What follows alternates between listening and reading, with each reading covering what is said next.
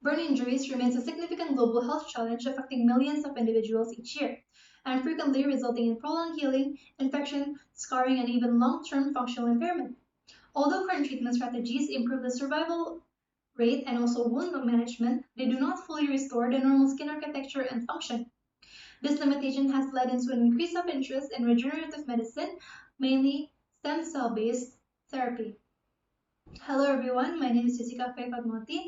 I am a biomedicine student here in cohort 25, and in this presentation, we'll explain or examine the role of stem cell in healing second-degree skin damage caused by fire burns. This is a systematic review on the current evidence and clinical limitation. Before discussing further about stem cells, it is important to understand the injury being addressed here.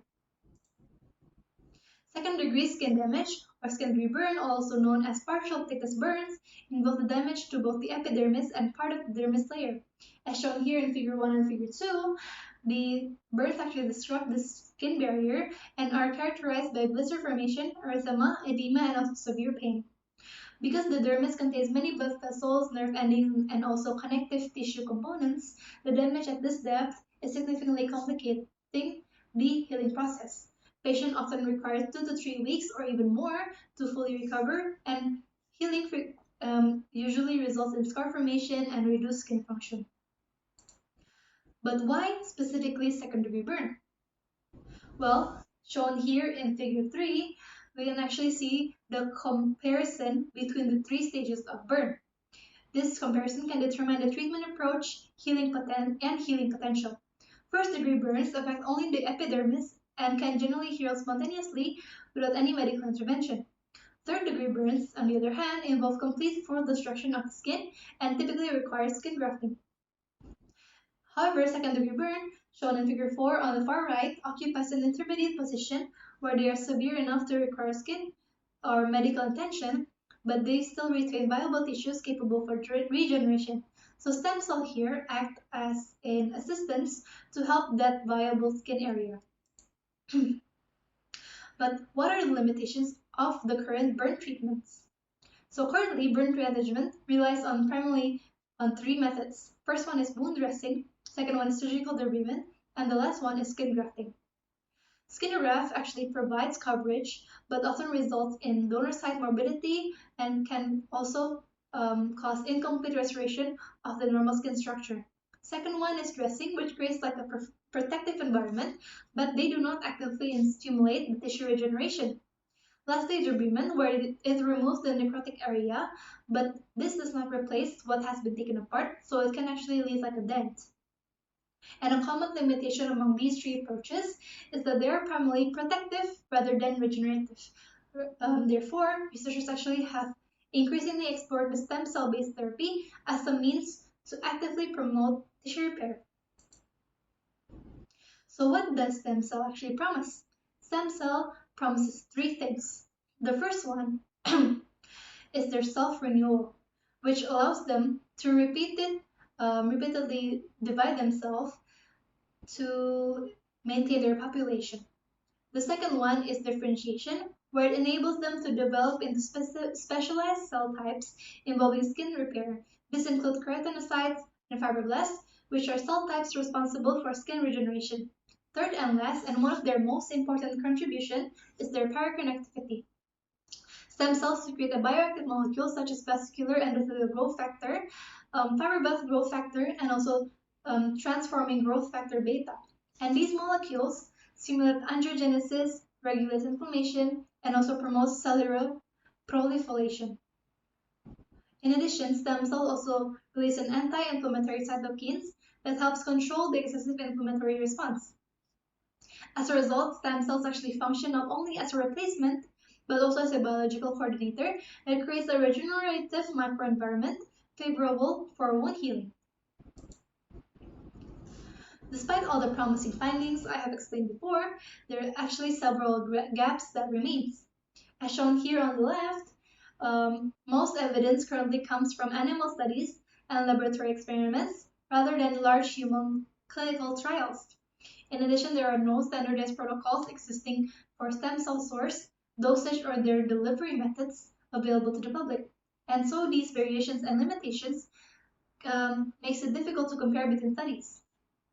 Therefore, the aim of this review are to first evaluate the effectiveness of stem cell therapy in second-degree burn wound healing, and second one is to identify the major barriers preventing clinical implementation. In preparation of the systematic review, around 53 articles were looked up on the first search. However, after screening and also application of the inclusion criteria and exclusion criteria, 8 studies were selected for detailed analysis. Most eligible studies papers were found on PubMed and Google Scholar using keywords of stem cell, second-degree burn damage, thermal injury, and also wound healing. With a range of publication from 2015 to 2025, and even though the number of final research studies were relatively small, these studies represented a range of experimental models that allows comparison across different research settings. These are the included and exclusion criteria. So on this slide, we have table 2 where it summarizes all the 8 selected studies. From the 8, 2 were clinical studies, 3 were animal studies, 2 were in vitro studies or in vitro investigation, and 1 was narrative review. Mesenchymal stem cells or MSCS were most frequently studied stem cell type, appearing from 5 out of 8 studies, representing around 62.5% of the literature review. Other stem cells applied were adipose-derived stem cells and bone marrow-derived stem cells, and also hair follicle stem cells.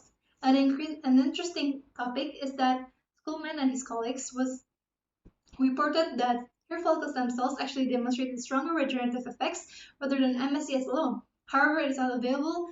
Most studies are using MSCS specifically because it is easier to obtain, and they are already known for their regenerative abilities. So this table represents the quantitative healing outcomes across all 8 studies.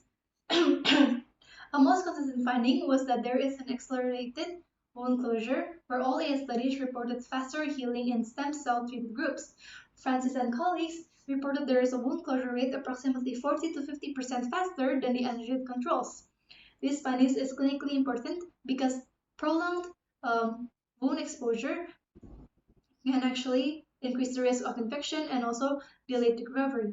Second major finding was that there is a faster reepithelialization, where complete wound closure occurs between the first 10 to 12 days after stem cell application, while the control group requires 14 to 21 days. Mentioned by Laksamiwati, and also several studies such as Francis et al. And Sculam et al. Also reported there is an increase in epidermal thickness and improved collagen organization. This is particularly important because the wound closure alone does not necessarily indicate a successful tissue regeneration. A thicker epidermis, however, suggests there is an improvement in barrier function, while unorganized collagen deposition is associated with a greater mechanical strength and reduced scar formation. Studies also demonstrated there is a reduced level of pro-inflammatory cytokine such as TNF-alpha and IL-6 alongside an increase of FEGF expression and capillary density, with a statistical significance of p less than 0.05, where the reduced inflammation correlates with the decrease of pain, edema, and also decrease of scar formation. Lastly, Hendrickson et al. And Sculam et al. Reported there is an increase in FEGF expression and 2 to 3-fold higher capillary density following the stem cell treatment. But how does stem cell actually promote wound healing? So the therapeutic effects can largely be explained through 3 major biological mechanisms. The first one is called angiogenesis, where the stem cells secrete FEGF, FGF, and TGF-beta, where they stimulate endothelial cell proliferation and formation of new blood vessels. This increases the oxygen delivery, nutrient transport, and also waste removal. The second one, the second mechanism is immunomodulation, where the stem cells reduce the levels of TNF-alpha and IL-6, while they increase the anti-inflammatory mediators such as IL-10 and also TGF-beta. This shifts the wound environment towards a regenerative state and reduces excessive inflammation that contributes to fibrosis alongside the reduced pain and decreased edema. They also minimize scar formation. The third mechanism is cellular stimulation, where stem cells release a growth factor that activates fibroblast keratinocytes and promotes extracellular matrix production and re-epithelialization. More importantly, these mechanisms correspond directly to the phases of wound healing. The first phase is the inflammatory phase, where stem cells actually suppress the cytokine production during the proliferation, and then the second one is during the proliferation phase, where they stimulate angiogenesis and cellular growth. Lastly, in the remodeling phase, where they improve the collagen organization and reduce the scar formation. Therefore, stem cells actually influence multiple biological pathways throughout the wound healing process rather than targeting one single mechanism. So this is the result across the different models. Table 5 here compares the experimental models, revealing both the consistency and the critical limitation. The first one is animal studies. There is 3 in vivo studies using rat and mutant as models, where they demonstrate a thicker epidermis and improved collagen organization, and also higher capillary density. The evidence strength is that due to the high evidence to control the experiment condition and consistent methodology across the study. Second one is the in vitro study, where these 2 cell culture studies demonstrate enhanced fibroblast and keratinocyte activity following the exposure of stem cell conditions media. Again, this evidence is really strong. However, it requires validation to be applied in living system or living organisms. Lastly, the clinical studies use 2 human studies where they represent the current clinical evidence base. This is indicated by Schulman, where the treated and adult with MSCS hair and hair follicle stem cells report high improvement of epithelial regeneration and then angiogenesis and also reduced inflammation, where they also show a faster skin repair. Notably, hair follicle stem cells actually demonstrate a higher efficacy compared to MSCS alone, which was mentioned before. When also imported, there is improved vascularization and accelerated healing in translational studies from animal to human application. However, the several limitations is because the total patient enrollment across the both clinical studies was fewer than 20 individuals. The follow-up duration did not exceed over 6 months, and long-term safety data specifically regarding the tumor growth and also immune rejections were not reported.